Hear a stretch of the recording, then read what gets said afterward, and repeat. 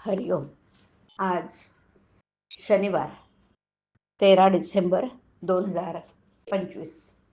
सद्गुरू ब्रह्मचैतन्य गोंधळेकर महाराजांच्या प्रवचनाचा आजचा हा भाग ऐकूया. ते आपल्याला सांगतायत की भगवंताची सेवा शुद्ध भावनेनेच होऊ शकते. देह म्हटला की हृदय आणि इतर अवयव हे त्याचे भाग होत. पण समजा देहाचे इतर सर्व अवयव शाबूत आहेत आणि हृदय तेवढं बंद पडलं तर सर्व इंद्रिय शाबूत असून त्याचा उपयोग नाही ना. या उलट हृदय चालू असून इतर अवयव जरा कमी काम करायला समर्थ नसले तरी उपचार करून पुन्हा पूर्ववत व्यवहार चालू होणं तर संभव असतो. फार काय, पण एखादा अवयव काढून टाकावा लागला तरी हृदय शाबूत असले तर काम भागतं. पण जर का हृदयच बंद पडलं तर मात्र मग सर्व काही संपलंच. नाम हे हृदयासारखं आहे. इतर साधनं ही बाकीच्या अवयवांसारखे आहेत. म्हणून नाम नसेल तर इतर साधने फलदायी होऊ शकणार नाहीत. आता या जन्मात एवढं पुरे.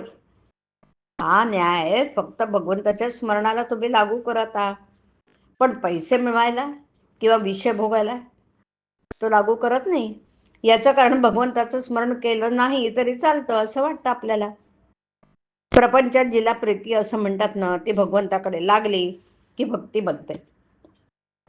प्रपंचातला लोभ भगवंताची आवड बनते आणि मग अशा रीतीने आपले विकार भगवंताकडे लावता येतात. एक प्रवासी होता गाडीमध्ये. त्याला जसं जागा चांगली मिळाली म्हणून आपल्या स्टेशनवर न उतरता गाडी शेवटी थांबते तिथपर्यंत तो गेला आणि त्याच गाडीने तो पुन्हा परत आल्या आपल्या गावी. त्याचप्रमाणे आपण जन्म मरणाचा प्रवास चाललाय. तुम्ही त्या प्रवाशाप्रमाणे परत येऊ नका. प्रवाशामध्ये केळी संत्री फळं घ्या, म्हणजे इथे घरं बिरं बांधा, पण आपलं स्टेशन विसरू नका. भगवंत हे आपलं स्टेशन आहे. आणि अलीकडे शास्त्री पंडित सुद्धा सर्वजण भगवंताच्या उलट बोलू लागलेत. म्हणून आपण आधी आपल्या साधनाचा निश्चितपणा करावा आणि नंतर पोथी पुराण ऐकावीत. पुष्कळ लोक जे पोथी ऐकायला जातात ते लोकांनी बरं म्हणावं यासाठी, किंवा करमत नाही म्हणून, किंवा काही उद्योग नाही म्हणून जातात. असं करणं योग्य नाही. पोथ्या पुराणांमध्ये दोष नाही, पण सांगणारा आपलं काहीतरी त्याच्यामध्ये घालून सांगतो आणि ते बाधक ठरतं. कर्तव्याची जाणीव आणि भगवंताचं अखंड अनुसंधान हे सर्व पोथ्यांचं सार आहे. आपण जसं करतो तसं बोलण्यासाठी आपण आपलं बोलणं कमी केलं पाहिजे. बोलणं कमी करायला मन गुंतवून ठेवणं जरुरीचं आहे.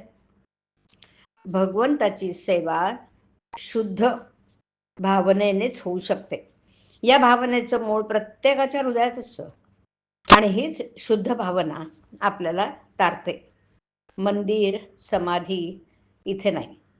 देहाच्या सहवासाने जशी देहाची एकरूपता झाली देहाशी, त्याप्रमाणे भगवंताचा विसर पडून न देता त्याचं स्मरण सारखं ठेवलं तर त्याच्याशी एकरूपता नाही का होणार.